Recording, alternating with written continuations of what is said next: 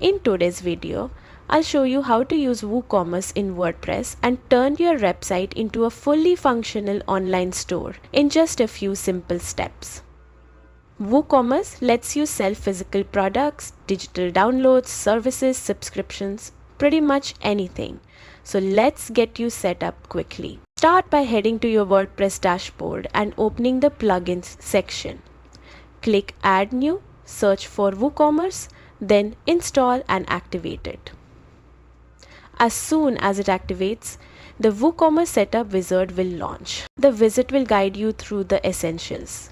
Enter your store address, choose your currency, and select the regions where you want to sell. Then pick the product types you'll offer, like physical goods, downloads, or subscriptions. WooCommerce will also walk you through payment setup with options such as PayPal, Stripe, or cash on delivery, followed by configuring shipping zones and shipping rates based on where you deliver. Once that's done, WooCommerce will recommend compatible themes. You can use Storefront, Astra, Neve, or any design that fits your store style. You can always change this later as needed. Next, it's time to add your first product. Go to the product section, click Add New, and enter your product title, description, and pricing.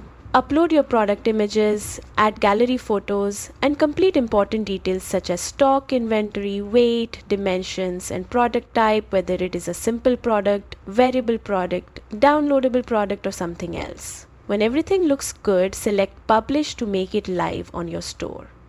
Finally, customize your store's appearance. Go to Appearance, then Customize, and adjust your layout, colors, branding, and typography. You can also use page builders such as Gutenberg or Elementor to design your home page, product pages, and category pages exactly the way you want. And that's it. Your WooCommerce store is fully set up and ready to grow. You can revisit and refine any settings as your business moves forward.